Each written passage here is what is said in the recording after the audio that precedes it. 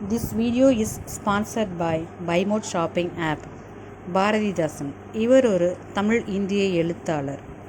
பாரதிதாசன் பாண்டிச்சேரியில் பிறந்து பெரும் புகழ் படைத்த பாவலர் ஆவார். இவரது இயற்பெயர் கனக சுப்புரத்தினம். தமிழாசிரியராக பணியாற்றிய இவர் சுப்பிரமணிய பாரதியார் மீது கொண்ட பற்றுதலால் பாரதிதாசன் என்று தன்னுடைய பெயரை மாற்றிக்கொண்டார்.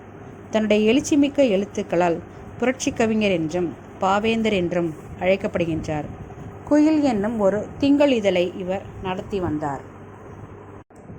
புரட்சிக்கவி பாரதிதாசன் ஏப்ரல் மாதம் 29ஆம் நாள் 1891ஆம் ஆண்டு புதுவையில் பெரிய வணிகராயிருந்த கனகசபை முதலியார் லக்குமியம்மாள் ஆகியோருக்கு மகனாக பிறந்தார். 1920ஆம் ஆண்டு பழனி அம்மையார் என்பவரை மணமுடித்தார். சிறு வயதில் பிரெஞ்சு மொழி பள்ளியில் பயின்றார்.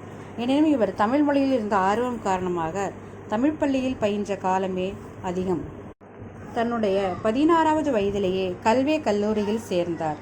தாய்மொழி பற்றும் தமிழறிவு நிறைந்தவராகவும் இருப்பதால் 2ஆம் ஆண்டில் கல்லூரியில் முதலாவதாக தேர்வு பெற்றார். 18 வயதிலேயே அவரின் தமிழ் பற்றுணர்வால் அவர் அரசினர் கல்லூரியில் தமிழாசிரியரானார்.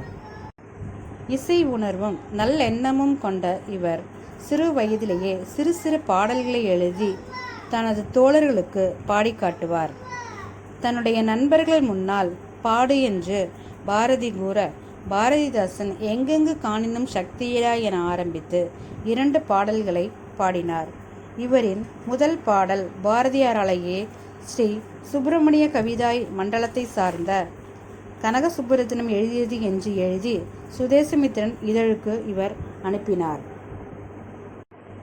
புதுவையிலிருந்து வெளியான தமிழ் ஏடுகளில் கண்டெழுதுவோன், கிறுக்கன், கிண்டல்காரன், பாரதிதாசன் என பல புன பெயர்களில் இவர் எழுதினார்.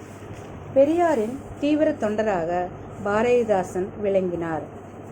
பாரதிதாசன் திராவிட இயக்கத்தில் மிகுந்த ஈடுபாடு கொண்டிருந்தார். கடவுள் மறுப்பு, சாதி மறுப்பு, மத எதிர்ப்பு போன்றவற்றை தன்னுடைய பாடல்கள் மூலம் பதிவு செய்தார். பிரபல எழுத்தாளரும் திரைப்பட கதாசிரியரும் பெரும் கவிஞருமான பாரதிதாசன் அரசியலிலும் தன்னை ஆட்படுத்தி கொண்டார். 1954ஆம் ஆண்டு புதுச்சேரியில் சட்டமன்ற உறுப்பினராக இவர் தேர்ந்தெடுக்கப்பட்டார். இவர் நகைச்சுவை உணர்வு நிரம்பியவர். இவரது படைப்பான பிசிராந்தையார் என்ற நூலுக்கு 1969ஆம் ஆண்டு சாகித்ய அகாடமியின் விருது கிடைத்தது. 1946 ஜூலை 29 அறிஞர் அண்ணாவால் புரட்சிக்கவி என பாராட்டப்பட்டு இவருக்கு ரூபாய் 25,000 வழங்கி கௌரவிக்க. இவருடைய படைப்புகள் தமிழக அரசால் 1990இல் பொதுவுடைமை ஆக்கப்பட்டது.